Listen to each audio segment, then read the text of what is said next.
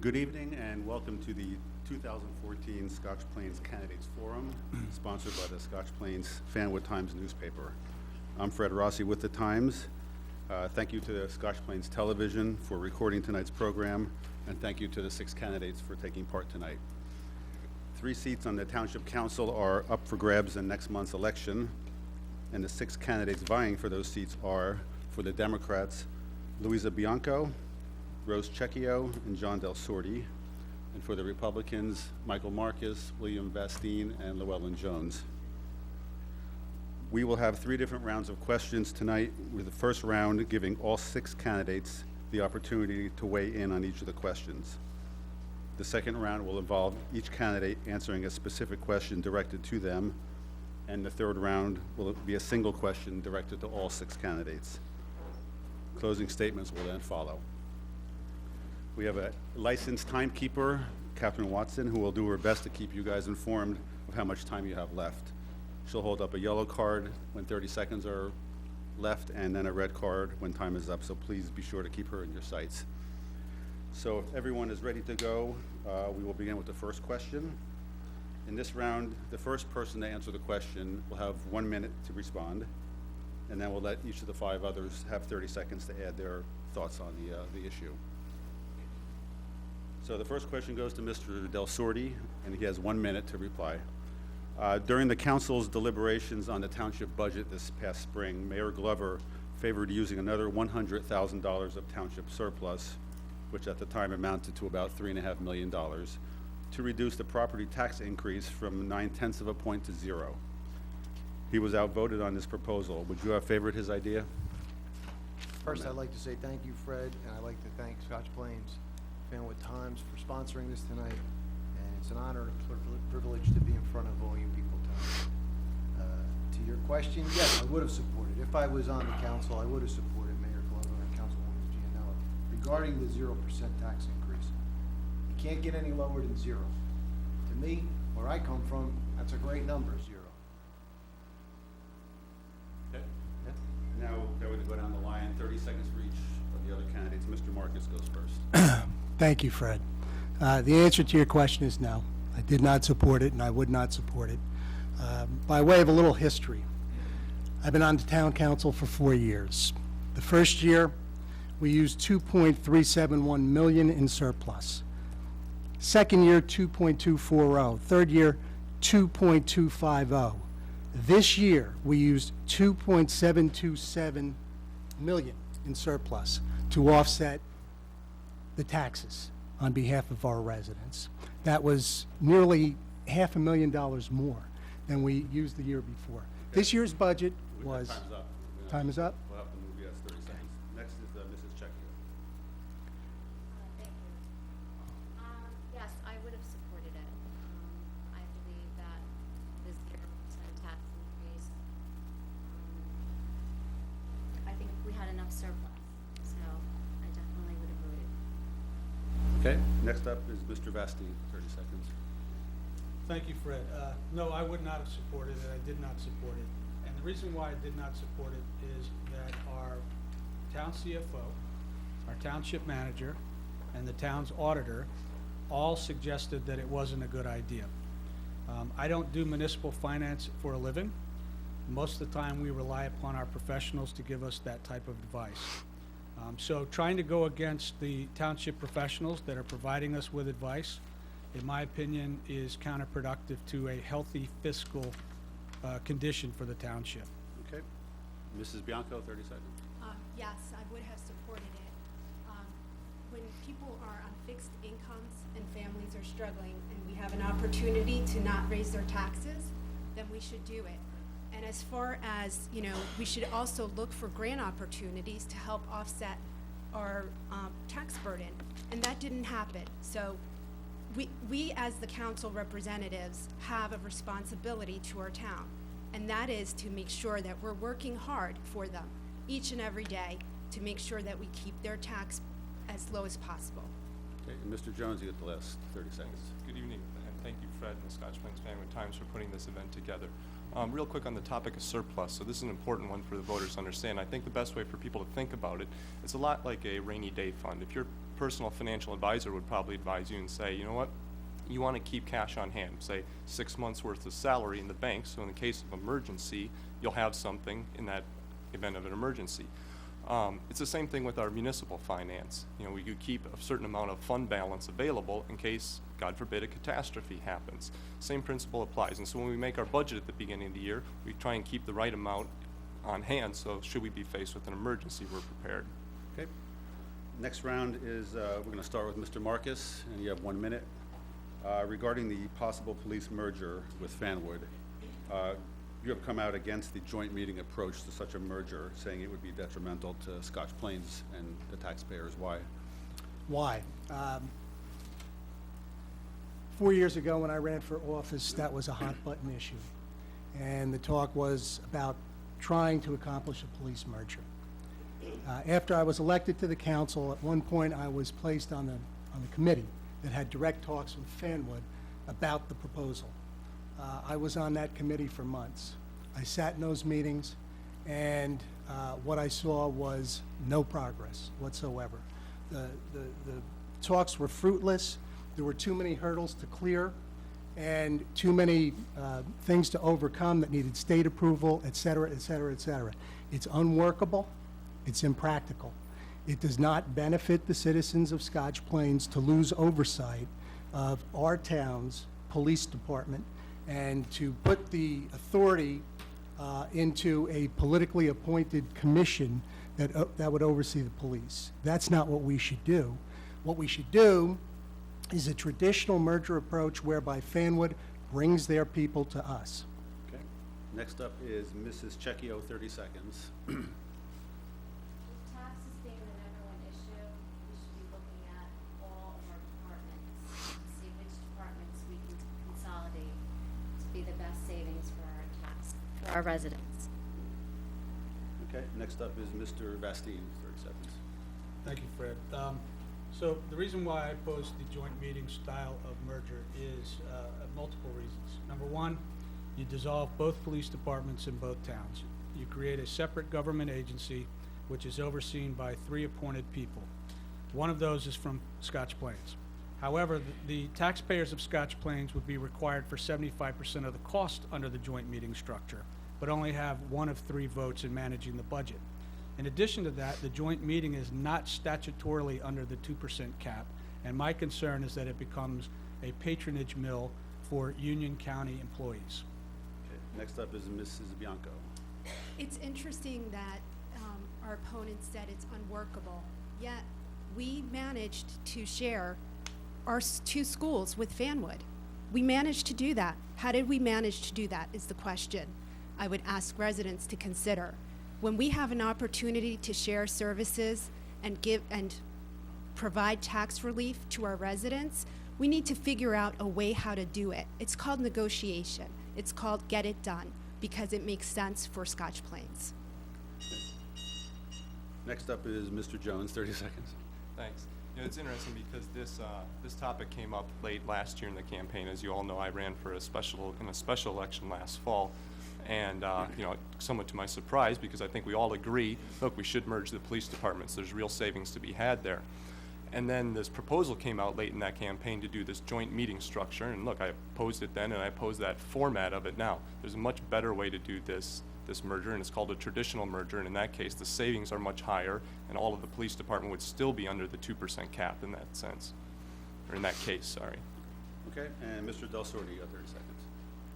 It makes sense to me. It makes sense to the residents of Scotch Plains. Everybody that I talked to, they've all said the same thing. If it makes sense, you get it done. By merging our departments, we could have more police monitoring and enforcing safety in areas where we cannot get it now.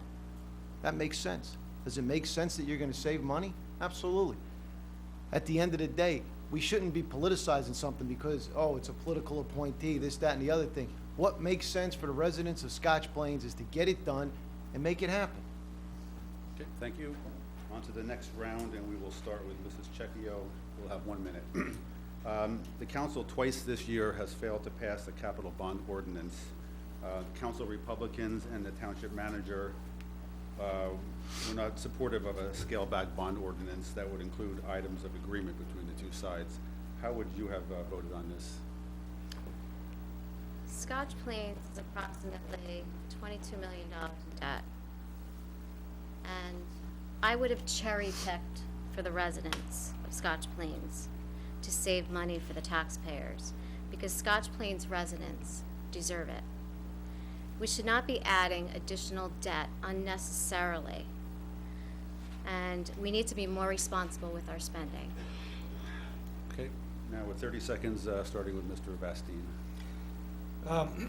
I know that our challengers aren't as knowledgeable about the details, but the fact of the matter is, in our in our working budget this year, we actually paid down $1.6 million worth of debt. And the net dollars in this year's capital bond ordinance, when you remove the down payment that goes along with the debt, was only $1.4 million. So the fact of the matter is, we actually would have been paying down debt, and we would have been able to take care of some of the longer-term capital investments that the town needs. Keep in mind, a capital bond ordinance is not a year-by-year thing. It is a rolling program to fund infrastructure and higher cost needs for the town. Okay, Mrs. Bianco, you're up next. What I know and am knowledgeable about is that I don't support spending for unnecessary equipment. For purchasing new SUVs for department heads, that's not necessary. So we have a responsibility to our taxpayers to make sure that we are spending only when necessary. The fact is that Colleen and Mayor Glover supported spending half of that, and our opponents did not want to negotiate at all. So those are the facts. Okay, thank you. Next up is Mr. Jones. Yes, thanks. I'd like to speak to a couple of the comments previously made. First, I'd like to correct the record that the assertion that we weren't willing to negotiate. More than willing to negotiate any time. The mayor or councilwoman or anyone's welcome to give me a phone call, and I'm happy to negotiate. I also want to correct a previous statement that Ms. Checchio just made, that we're $22 million in debt. That is false. We're less than $16 million in debt. So it's important that you actually understand the situation before you make some of these assertions. Finally, I would also point to the fact that last year's capital bond ordinance was $2.25 million worth of debt for the town, whereas this year's was only $1.5 million in debt. So, there was support for $2.25 million last year, but now all of a sudden 1.5 is a huge problem. I don't understand that inconsistency. Okay, next up is Mr. Del Sordi for 30 seconds. From my knowledge, the capital budget is put together by trained professionals, and not necessarily with the best interests of the residents in Scotch Plains. Because a department head comes to you and says, I need a piece of equipment, he puts it into his budget maybe. Well, that doesn't make a lot of sense.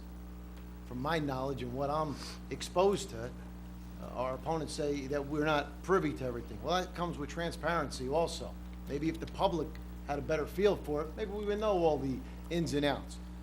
But what I do know is we got 40 pieces of equipment at the DPW. We don't need any more equipment. Okay, and the last word is Mr. Marcus, 30 seconds. Yes. I was there throughout this whole episode, and that's what it was. It was an episode. Last year, we had capital expenses about $700,000 more than proposed this year. You need to give the tools to your service providers to give those services properly to your residents. You can't complain about it and then refuse to give the tools. What was done, unfortunately, was posturing, and it was political gamesmanship, all in an effort to simply block what was needed by our town to progress and move our services forward. Okay, on to the next round of questions, and we will start with Mr. Vastine. We'll have 1 minute. What do you think is the answer to reviving the downtown business district? That's a great question. And I'm not sure that any one person has the answer to that. But here's what I will say. Every effort that's been made up until now, up until this year, has been politicized by interference. One party puts forward the SID, the other party opposes it, the other party does some changes, the other party opposes it. So the SID wasn't funded this year. The majority last year basically cut their budget, or agreed to cut their budget to zero. What I put forward and that I supported was a new downtown development committee, which is made up of of volunteers with expertise in different areas of downtown or municipal development. I said, go into the room, come up with ideas, and ultimately leave the politics out of it. From everything that I've seen and heard from them, and without much detail other than the time they came to the council, they are making some tremendous progress on trying to look at ways in which we can improve the downtown and make it more attractive to both businesses and developers. Okay, now we're going to have the 30 seconds, starting with Mrs. Bianco. It's interesting that this particular secret committee is not political, yet the slate of individuals that were appointed to that particular committee was based on one party's input. So, but this time it's not political. I don't understand that. And it also was comprised of the same demographics, all white males in the same age range, and also people that don't even live in our town. Why don't we ask our residents, our local businesses, what they would like to see in our downtown? Okay, next up is Mr. Jones. Yeah, I guess I'd like to, first of all, I support the whole notion of this committee, I think, and I'm very optimistic that they're going to come up with some interesting proposals. I'd like to respond to a couple of the assertions they're made. I would mention that the whole process of creating this committee was a very open process. Anybody on the council had the opportunity to make nominations to it, and the fact of the matter was, when the committee was first created, Councilman Bastien was the one person who put forward a slate of people. Since that point in time, we actually have added people that Councilwoman Gillanella brought forward for the committee. So the notion that it's political is just patently false. Next up is Mr. Del Sorte.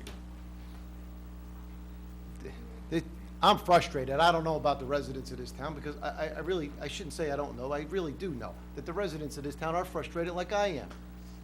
I've been living in this town for almost 25 years. They've been talking about the downtown for God knows how many years. Maybe 14, 15 years. We got one committee, we got another committee, now we got a third committee. Mr. Bastien says he's been in conversation with them. Well, it's supposed to be not political. I'm a little confused. I was here at a council meeting not too long ago, and somebody from the committee came here and said, we'll get back to you in the spring. Another year gone by, nothing getting done. Okay, Mr. Marcus, you're up next. Well, one observation that I've made over the last 4 years is I find it very interesting that people like to complain, but they offer no solutions.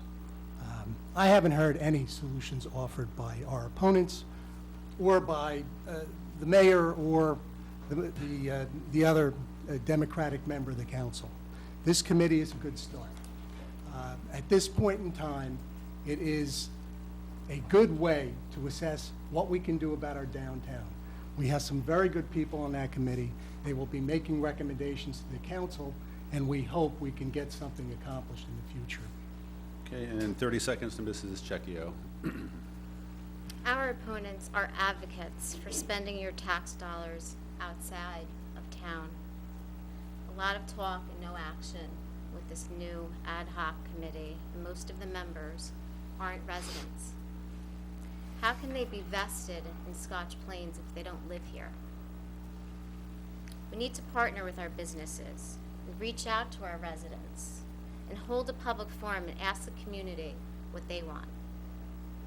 Okay, thank you. On to the next round, and we will start with Mrs. Bianco for 1 minute. In recent weeks, especially, the council has heard residents complaining about the conditions at some of the parks in town. Are you satisfied with how the parks look, and do you see areas where improvements can be made? Yes, I am not satisfied at all with the conditions of our parks, and it's really disheartening to go to these parks and see the graffiti, see the the parks that are not maintained the way that they should be.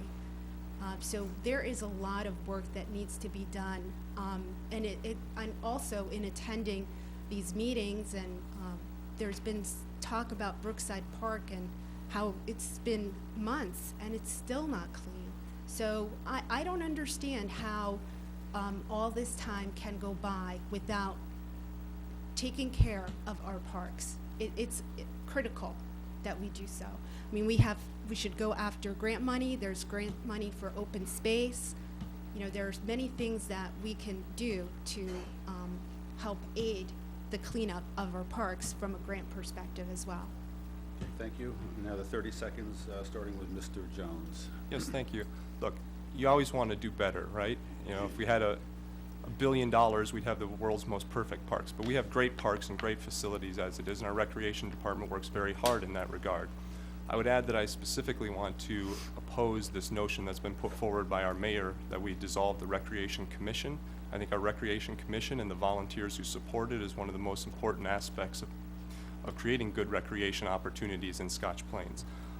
Finally, with regard to some of the recent conversation at Brookside Park, I would add that, you know, a lot of this has focused around a wheelbarrow in a pond. I think if a wheelbarrow in the pond is the biggest problem we have, we're doing pretty well. Okay. Next up is Mr. Del Sordi. I can't help but, listen, Scotch Plains is a great place. I've been here for a long time. I already stated that to you. I've enjoyed our parks. I've coached a lot of sports in many of these parks. And to see how the parks are going constantly downhill, garbage cans flipped over, trash on the ground, wheelbarrows in stagnant water, people come to you with their concerns. The town council is supposed to listen, and they're supposed to address them. We need to do a better job. Okay. Next up is Mr. Marcus, 30 seconds.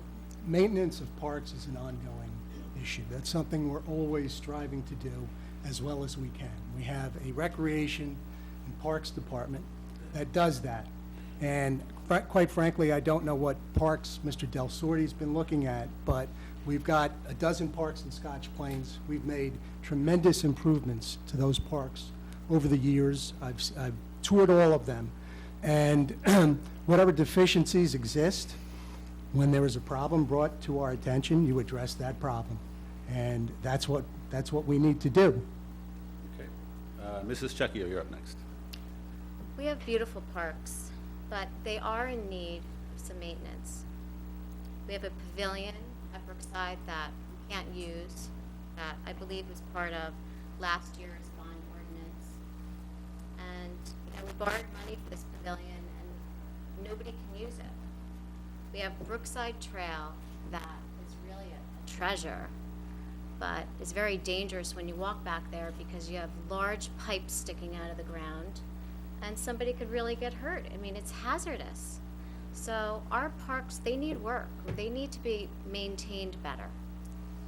Okay, and Mr. Vastine, the last word for you. Yes, thank you. As it relates to the grants you spoke of earlier, you might not be aware of this, but we will be receiving a $90,000 kids grant from the county for our recreation. As it relates to Brookside and other parks, there was recently a letter to the editor from one of the presidents, I think, of the baseball league, praising our recreation director about how well the fields and facilities are maintained. If you look back at this wheelbarrow issue, you will understand that before we can disturb the soil in that pond, we have to get permits. And in order to get permits, you have to have soil studies done. And in order to get the soil studies done, you have to have the funding. That was part of the capital bond ordinance that the Democrats voted against, period. Next round, this is the final question in this round. We'll go to Mr. Jones first for 1 minute. Why do you favor keeping the sewer utility a separate entity instead of folding it back into the municipal budget? Yeah, good question, Fred. So the sewer utility, you know, I would first point back to last year when I was a candidate and I was sitting in the front row, and I recall that Mayor Glover hired an expert to look into it and spent thousands of dollars on studying it, and that expert came back and said it doesn't make any sense to put it back in the regular tax levy. You know, very simply, the sewer utility was a historical artifact because the Rahway Valley Sewer Authority raised the bill to the Township of Scotch Plains very significantly, and the township, you know, the council at the time was forced to make a decision about, do you put it out to the voters as a referendum to increase taxes way over 2%, or do you create a separate utility? So they created a utility. I think the thing to keep in mind on this issue is what would really assist our residents. I think what our residents would like to see is a better way to pay their bill. In particular, I think if they could pay it online by credit card and put it on auto bill pay the same way you do most other utilities, that would be great. Incidentally, funding for that in the capital bond ordinance for a new finance system was one of the items defeated by the minority Democrats on council this year. Okay, next up, the 30 seconds, first with Mr. Del Sordi. Everybody in the room and everybody at home knows that this was a big gimmick. Here we go again, listening to the residents of Scotch Plains. I hear them. I don't know why my opponents don't hear them. They would like to see it back in the tax bill. They're frustrated about the timing of paying the bill. They're frustrated about everything concerned. It should be on the ballot so the residents of Scotch Plains could vote to put it back in the tax bill. Thank you. Mr. Marcus, 30 seconds. Well, the thing about the sewer utility tax is as follows. We have to pay the bill no matter what, whether it's in the tax bill or not. This has been kicked around, and about a year ago, a little more than a year ago, there was a study done, proposed by the Democratic majority at the time, and the study came back and said, no, you can't put it back in the budget. That wasn't what they wanted to hear. Frankly, I have an open mind about it, but to date, I haven't heard any professionals recommend putting this back in the budget. So unless that's the case, it stays where it is. As far as giving the voters the right to vote on a referendum, that may be something to do down the road. Okay, next up is Mrs. Checchio, 30 seconds. You know, it's the third topic, I would say, at all the doors, and I believe the residents really would like to have it back, you know, have the chance, you know, put it up for a referendum and give our residents the chance to make a decision on what they would like. Okay, Mr. Vastine, you're up next. Well, I certainly do appreciate the passion of Mr. Del Sordi, but once again, this sewer utility was created in 2009, well before any of us up here were on the council. And I would once again emphasize that the professionals that do this for a living, hired by the Democratic majority, and I quote, said, "It is apparent from the narrative that merging the sewer utility into the current fund would not be possible without significant current fund appropriation reductions, which means slashing the budget, or a levy cap referendum. If the people of Scotch Plains truly want to spend $20,000 or $30,000 having a special election on this issue, I'm sure we can have it, but I don't think you're going to want to spend that kind of money to find out that the answer is still the same." Mrs. Bianco, 30 seconds. I would support putting it up for a referendum because that is what the residents are asking for. Let the residents decide what's best for them. It's an inconvenience. They have to pay a separate, by separate check. There are interest fees. It's twice a year. And residents are saying that that's what they'd like to see. They'd like to see the sewer tax back in their bill so it could be tax deductible. Let's allow them to make a decision as to what they want to do. Thank you.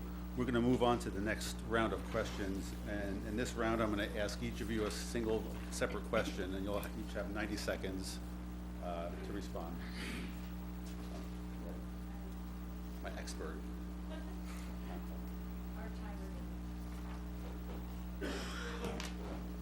Want to use my phone?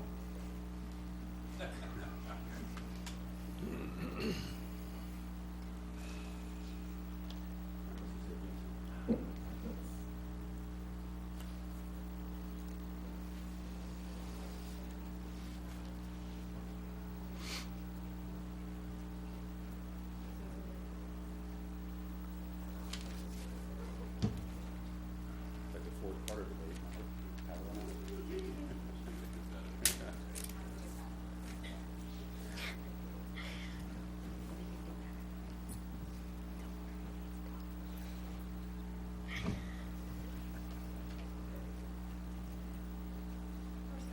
Okay, so the first question will go to Mr. Del Sordi. You'll have 90 seconds. Last year, the Republicans on the council failed to get the full council to agree to more fully fund the library, and that led to cuts in programs and operating hours in 2013. What were your feelings then, and do you think the library should always be funded enough to keep it open 7 days a week? Wholeheartedly. We can't compromise with the library. My feelings on that is, I'm 100% behind what they do. I think it's an asset to this community, and I think we need to do whatever we can do to find ways to keep it funded and keep it open all the time. I'm behind it 100%. Okay, next question will go to Mr. Marcus. 90 seconds. Back in February of this year, you sought to have the council discuss changing the way that council members are elected from partisan to nonpartisan elections. And earlier this month, the mayor said he thought the council could oversee the day-to-day operations of the municipal government themselves. Do you think it's really time for a change in the form of government here? I think it's time for a change in the way we elect our public officials in Scotch Plains. I think that we would be much better off if we had nonpartisan elections in Scotch Plains. I've spoken with many people throughout this town about that, and the feedback that I've gotten is that most people seem to agree with that idea. I think politics gets in the way. Historically, we have had a council that has been way too partisan. People take sides for political reasons. For 4 years, I've been fighting against that, trying to do and act in the best interest of the residents of this town without being beholden to political parties. So I think nonpartisan elections would be a step in the right direction. We vote for a Board of Education that way. I think we'd be much better off if we voted for our town council that way. As far as changing the form of government and taking things over, no, I don't agree with that. I think that our form of government with a town manager is the proper form of government for our town. It's worked. We've had very good managers over time, and they are authorized to act as the chief executive officer of our town to oversee all the administrative functions of the town. And frankly, I think that's a better way to do it than to have members of the town council overseeing town business in that manner. These are trained professional town managers who have expertise in those types of areas. Thank you. The next question will go to Mrs. Checchio. In a recent interview, you mentioned the, quote, dirty streets, parks in disrepair, and poor snow removal, and said that it stemmed from a lack of support of the DPW, whose staff, you said, is down more than 55%. So what do you propose doing? Hiring new staff, increasing the DPW budget? Well, I really think that that's where maybe merging some services or consolidating services would benefit Scotch Plains. We pay a lot of money in taxes, and year after year our services are declining. And it's hard when you pay so much in taxes and you get so little. I go to doors and people they say, what services? They don't even know what we get here in Scotch Plains. So I really think that maybe by consolidating and shared services, we could really make it better. Okay. Next question will go to Mr. Vastine, 90 seconds. The Democrats have criticized the way that purchasing has been done under Mr. Jimes, the township manager. Are no bid contracts being awarded as has been claimed, and is using the co-op the best way to go? That's a great question. It seems to be one of the questions that's driving a lot of this election, both behind the scenes and candidate selection. In the past, the rules for procurement were not quite as strict as they are today. We have what's called a bid threshold for purchasing either services or products. And beyond the bid threshold, we have to have either a qualified purchasing agent or we have to go to a qualified co-op, either county or state. The analogy that I make, both from a purchasing standpoint, is that if you're shopping for specialty items, you might go to the grocery store.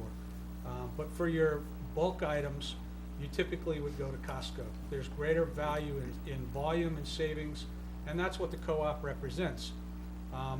There have been situations in this town where contractors have not bid on services, knowing that the law stipulates if there's no bids after 2 rounds, the town can then give those contracts out without a competitive process.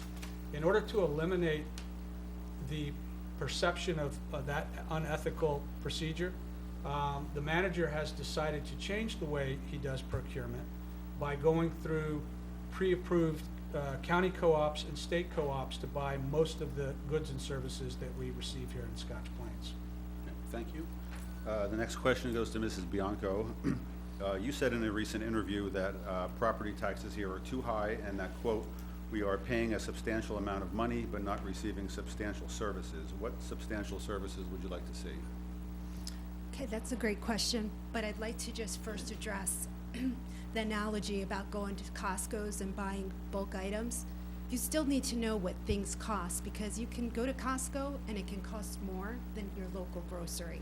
So with that being said, we need to put our local businesses first when it makes sense to do so. And that is like our own, when we go shopping for on ourselves, we look at the price tag, and we need to make sure that we are getting the lowest price possible at all times. There's no excuse for it. Going back to substantial services, you know, our streets our leaf pickup needs to be improved. Branch pickup only once a year, that's not acceptable. We really need to have cleaner streets. There are so many potholes in our roads that need to be cared for. So those are some of the things that I'd like to see better services provided so that we have cleaner and safer streets. Thank you. And the last question in this round goes to Mr. Jones. The Democrats have criticized the Republicans for favoring adding more debt to the township books. How much debt is too much debt in your view?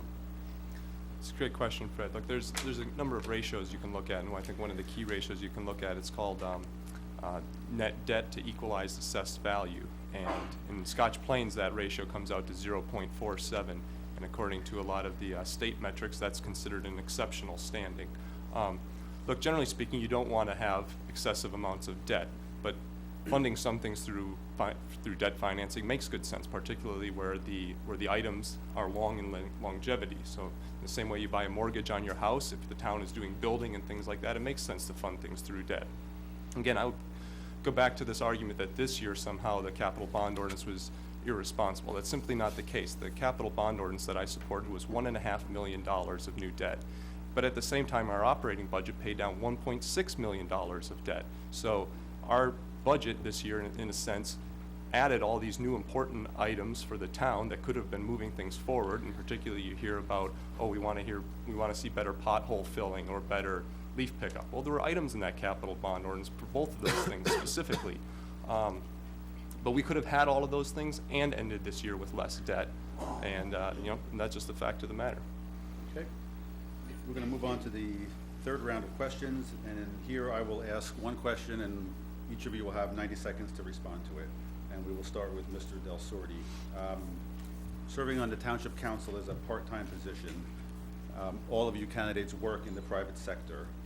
So how will your own private sector experience help you if you are elected member of the council?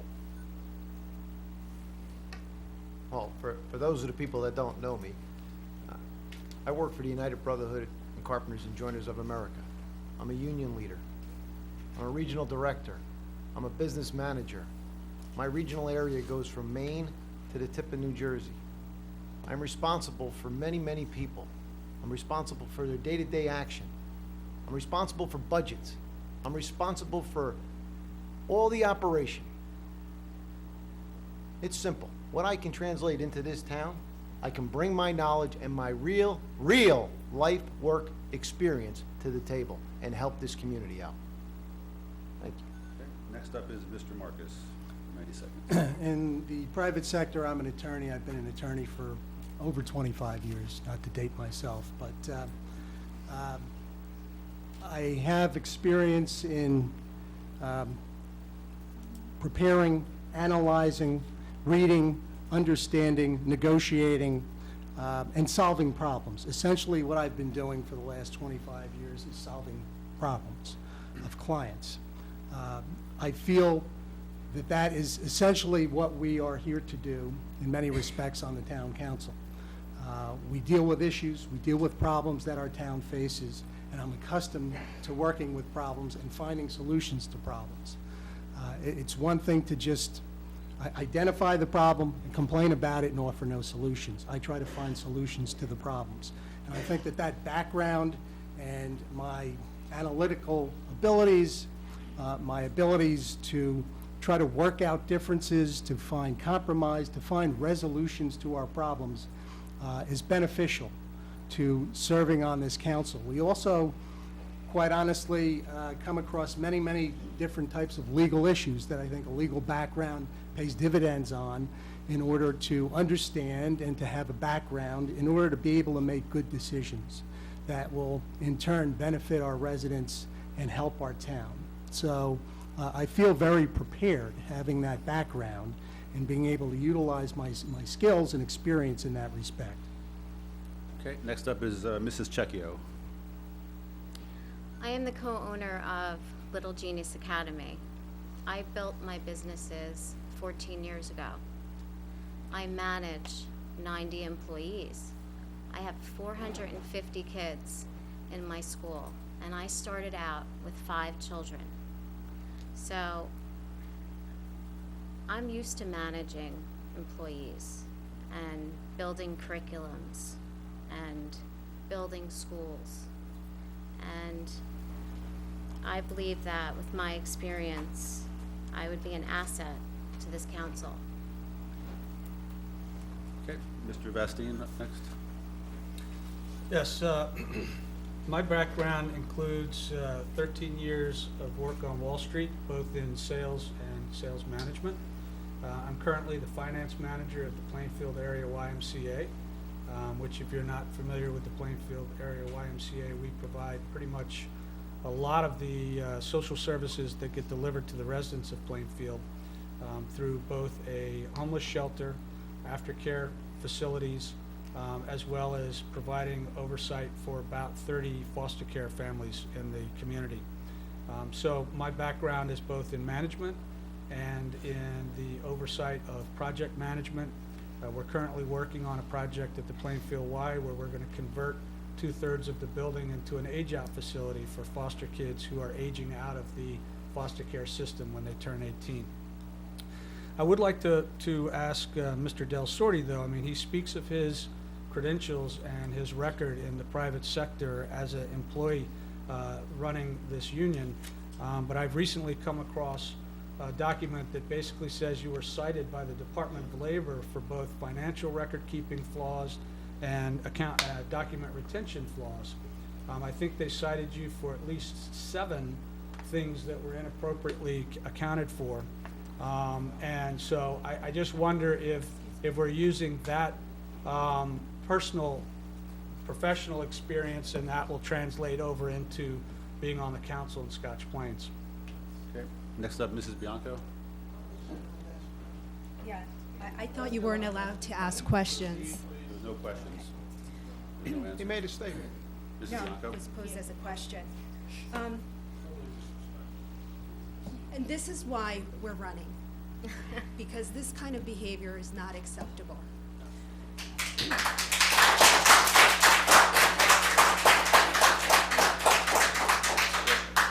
I have 20 years of service with AT&T. Through that time, I have had extensive leadership taken extensive leadership training and courses. One of the things that's important for my success is to make sure that I'm always a good listener. And that is something that I don't see here with my opponents. When I also have a sales background, I'm currently a department manager.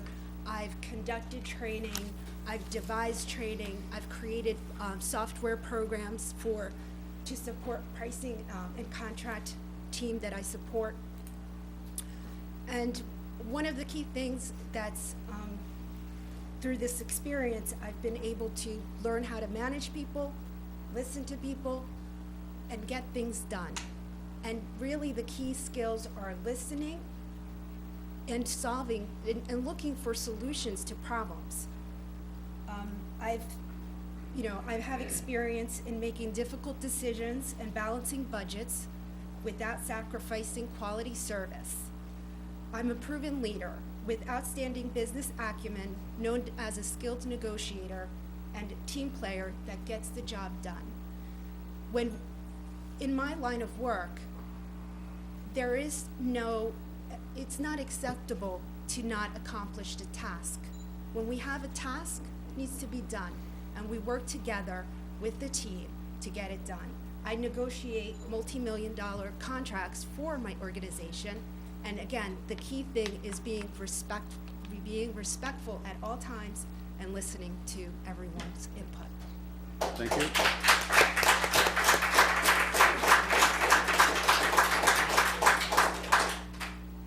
Thank you. Next up is Mr. Jones.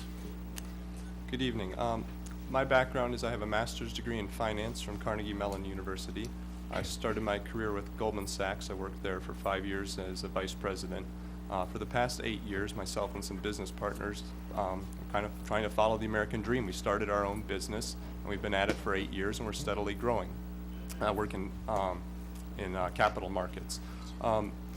But I think the part of that is, there's two parts of my background that make me well suited to this council. One is the fact that I work in finance, and one of the most important things that Scotch Plains is going to be facing in the next 4 years is that two of our 3 outstanding bonds will retire. So Scotch Plains is going to be in a situation where we have to do some long-term strategic financial planning, and I think my background is particularly well suited to that. Additionally, as an entrepreneur, look, you're faced with all kinds of different challenges in terms of budgeting and planning that are the same kinds of things that you face when you're trying to run a town. So I think that's why my background makes me well suited. I found it useful this past year on council, and I hope to be able to have the opportunity to continue that. Okay, thank you. All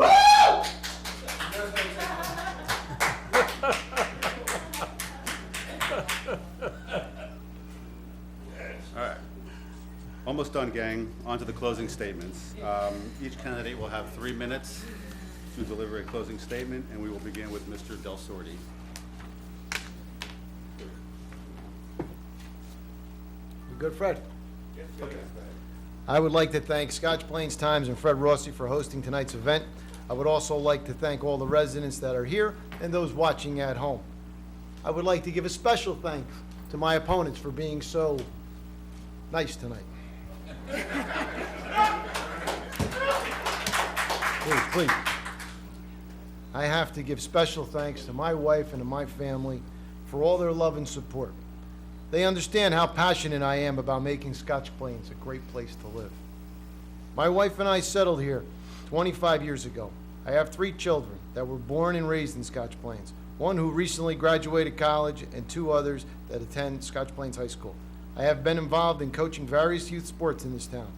In my professional life, I am the business manager and regional director for the United Brotherhood and Carpenters and Joiners of America. I hope you were listening.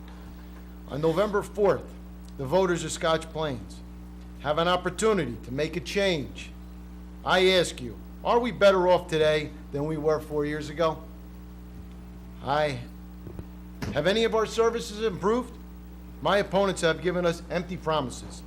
Everyone agrees that merging certain services would benefit the taxpayers. However, my opponents couldn't get the job done.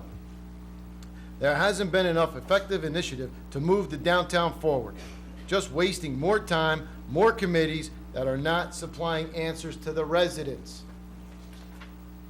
If I am elected, I will strive to implement a sensible government, a council that can work together, even when there is difference of opinion, in order to achieve the best for Scotch Plains residents. Scotch Plains residents should not be left in the dark. Various communication systems need to be implemented. Simple, responsible government that holds department heads accountable for their day-to-day action. I will listen to the community and address their concerns. I will make every effort to ensure the residents have a well-maintained infrastructure and create a strong and vibrant economic foundation for our downtown to thrive.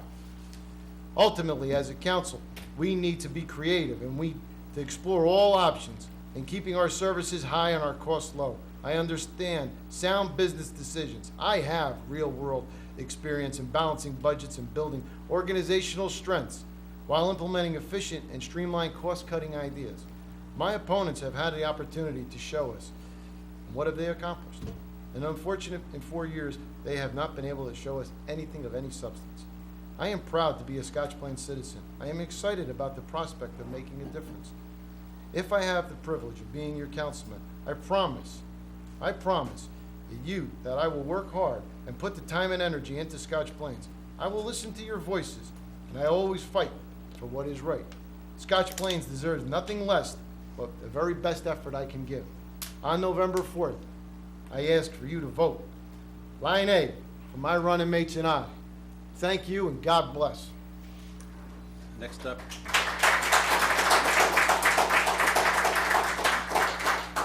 Next up is Mr. Marcus. Thanks, Fred, for holding this debate. I'm running for re-election to the Scotch Plains Town Council because Scotch Plains has been a great place to live for me and my family, and my goal is to help keep it that way. This is my hometown. My family moved to Scotch Plains in 1966. I started kindergarten here and graduated from Scotch Plains-Fanwood High School.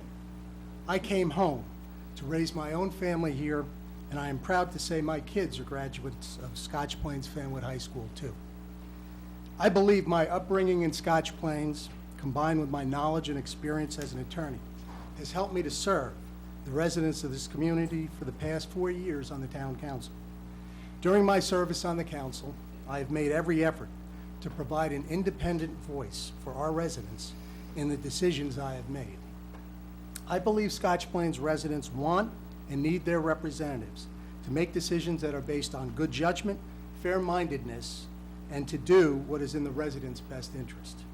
Too often, our elected representatives have engaged in partisanship and have been beholden to political parties and other interests, complaining about issues or problems while offering no solutions. This has negatively impacted the town council and our residents. In my 4 years on the town council, the increases in the municipal portion of our residents' property taxes have gone down each year. This year, I was part of the town council majority, which achieved the lowest municipal tax increase in Scotch Plains in over a decade, $11 average. Last year, Democrats Glover, Janella, and Beckerman fired the town manager and supported cutting funds to the library, which resulted in the library reducing its hours of operation, which adversely impacted our town. Many residents came to our council meetings to voice their concerns, and I understood how frustrated they were. This year, my running mates and I were able to restore funding to the library to an appropriate level, enabling the library to resume its normal hours of operations again, and I am proud of this.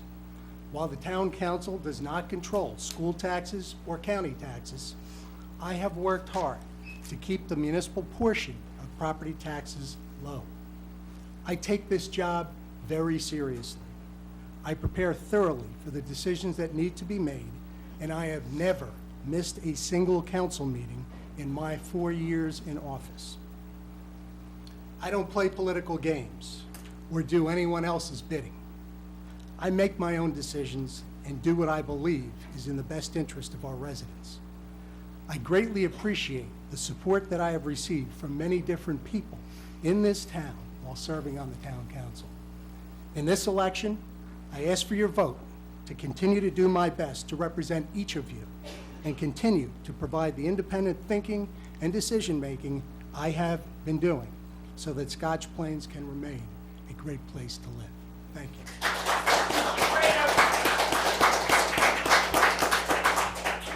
Next up is Mrs. Checchio. I would like to thank Frank Rossi and the Scotch Plains-Fanwood Times for hosting tonight's event. I would like to thank all of our residents that are here watching tonight. I have lived in town for over 10 years, my husband and his family for over 100 years. I am co-founder of Little Genius Academy.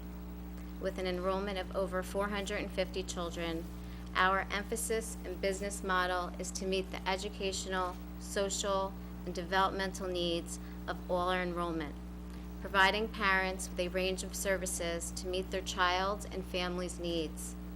As the school's administrator, I am responsible for business management, finance, communications, and most importantly, team building. I am running for a seat on the Scotch Plains Township Council because I, like you, live here too, and have seen our taxes go up year after year with little to show for them other than cuts in quality of life services. Scotch Plains is a wonderful town. It's why we choose to live here. But under the leadership of my opponents of the present council, we as a municipality have lost our way. I am running to bring an end to the gridlock imposed on every citizen of our community by them, which has led to dirty streets, parks falling into disrepair, and poor snow removal, specifically stemming from a lack of support of our Department of Public Works, whose staff is presently down by over 55%. I am sure you, as well, have observed my opponents on the council that are running for re-election, specifically their toxic and bad behavior week after week, consistently arguing just for the sake of being politically disagreeable. It's time to end their gridlock and unproductive hold of our township once and for all. I am running to work together to move our township further, making it more accessible and transparent to all who live here. We cannot afford more gimmicks like the sewer fee to balance our budgets. We can't afford and allow no-bid contracts. And we certainly don't need to continue to add to our municipality's debt without carefully scrutinizing proposed purchases. We need to be better monitors of all aspects of government and the community at large. We can have better services without raising taxes by being more vigilant on how our present tax dollars are being spent. And finally, when there is an opportunity to not increase our municipal tax, we need to move on it rather than oppose it as they did this past year. I know we can do better, and I suspect those of you who have lived here for years would agree. I am asking you for your support and vote on November 4th. I promise to work hard and not to let you down. I will bring good common sense business practices to this township. My loyalty lies with Scotch Plains residents. Once again, please vote on November 4th and make that a vote for positive change by voting for me as well as my running mates, John Del Sordi and Luisa Bianco. I thank you.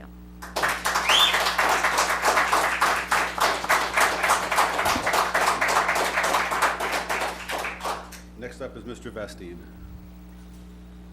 Thank you, Fred. Thank you to the Times. Thank you, everyone here, for taking the time to get involved and to observe this. I think this is a very important election. I think the future of Scotch Plains literally hangs in the balance. The reason why I say that is that history has a way of repeating itself. What happens in the past will tend to happen going forward unless someone actually actively stops it. When the Democrats took control last year, here's what we saw.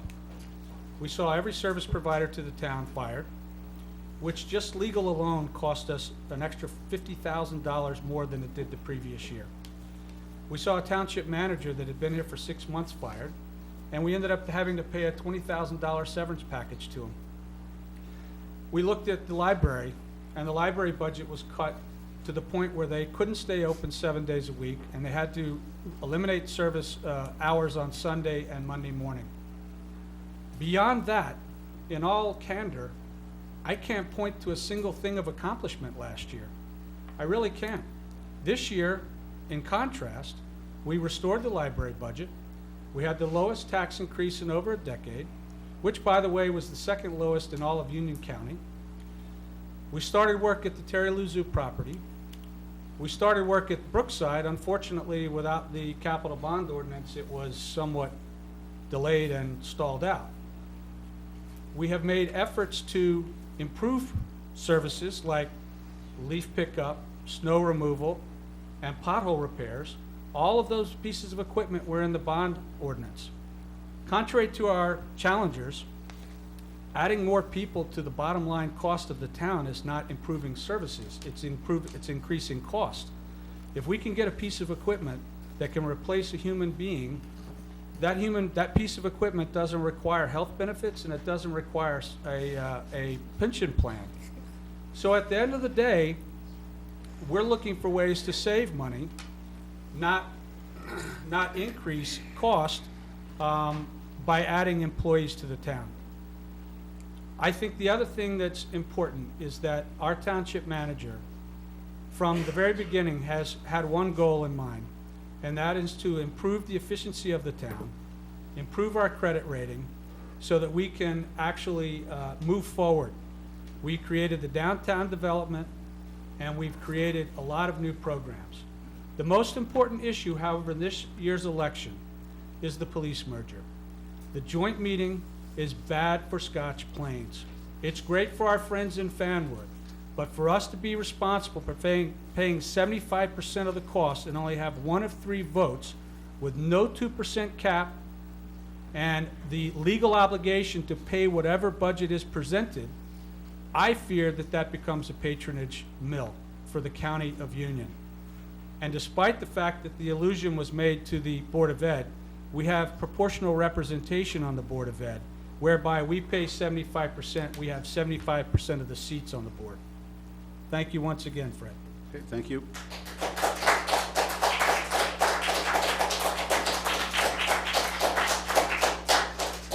Next up is Mrs. Bianco. Well, I want to also thank Fred, yourself, and everyone for attending today. I'm running for town council because Scotch Plains deserves better. Being a first-generation Italian-American, I am familiar, as are many other residents in our community, with the struggles of assimilating into a new culture, learning a new language, and having limited financial resources. I have an accounting degree from Rutgers University, and I'm also currently pursuing my MBA.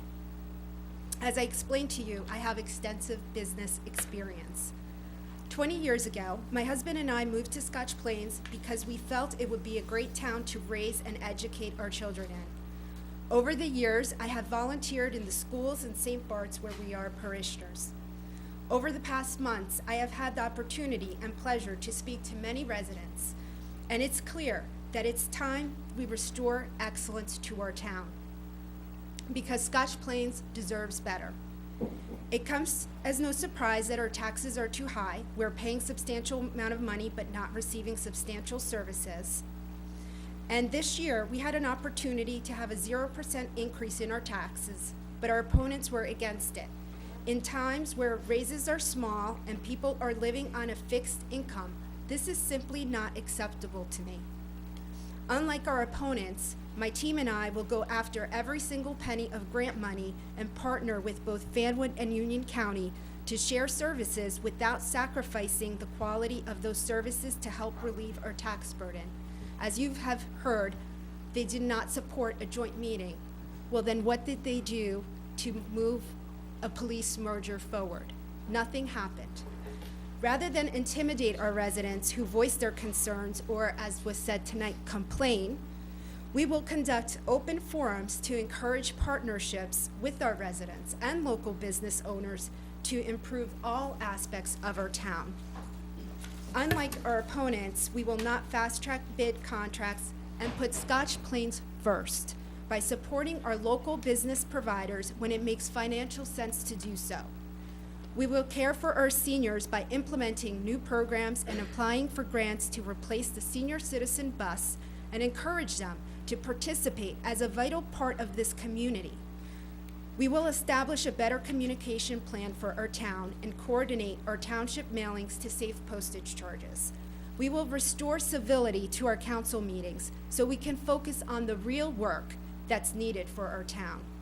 Working together, we will build a downtown that we can all be proud of.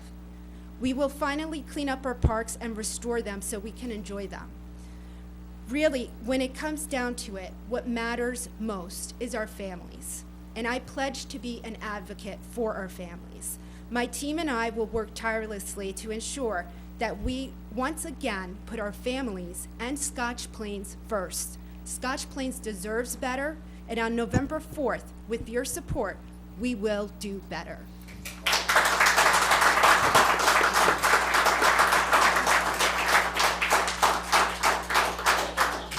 Okay, Mr. Jones? Good evening. I'm running for re-election to the Scotch Plains Town Council, having just been elected last fall for the same reasons I ran last year.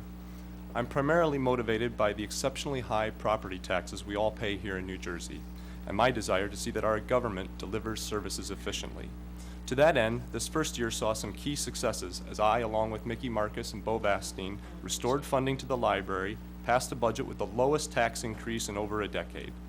Yet as the newest member to the council, there are many big picture items I'd like to accomplish, for which I would like a full 4-year term. But before I get to those forward-looking items, I want to take a minute to correct the record on a recent attack mailer that was sent by our opponents that completely mischaracterizes our record. And I'll start by saying that campaigns can and should draw distinctions, but it should be done by saying what you oppose and then stating what the alternative is, rather than just misleading political spin. In particular, I'm referring to this mailer, and I'll just highlight a couple of the items on here. It implies that we are growing our town's debt. That is false. This year's $1.5 million capital bond ordinance, even if it had passed, was smaller than the $1.6 million in debt that our operating budget pays down. More vehicles than employees, it says. Well, we don't cut grass in the winter and we don't plow snow in the summer, so of course we have more equipment than employees. Look, I support additional equipment where it's needed to replace what is broken and where it will improve our delivery of services, such as for improved leaf pickup. This mailer also says, other towns send out texts and use social media to improve communication. Well, new this year here in Scotch Plains is the police department's red alert system, where people can sign up for text alerts, emails, and voice calls. Additionally, the township recreation departments each now have Facebook pages where important updates are posted regularly. In fact, this year our DPW is announcing every Friday their expected plan for where they will be picking up leaves the next week. This will allow people to put out their leaves closer to the time of pickup, making our streets safer for those who drive and walk in them. Enough with this mailer. Moving on to forward-looking items. One area of focus will be to push forward with modernization efforts, such as the aforementioned red alert system and Facebook page.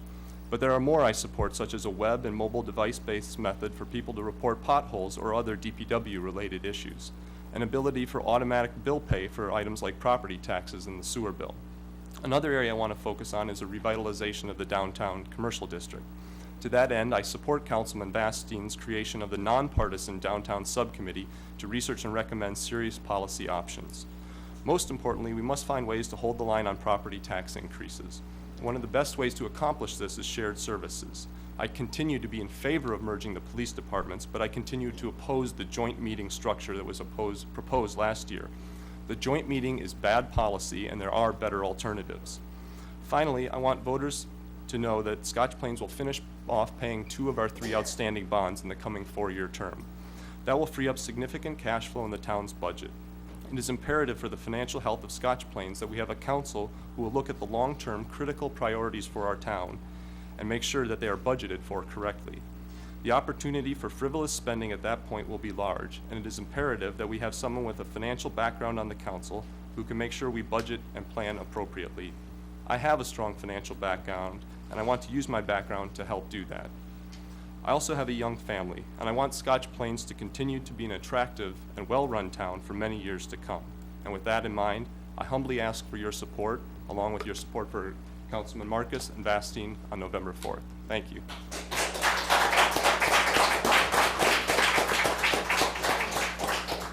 Thank you to the candidates, and good luck in the election in 2 weeks.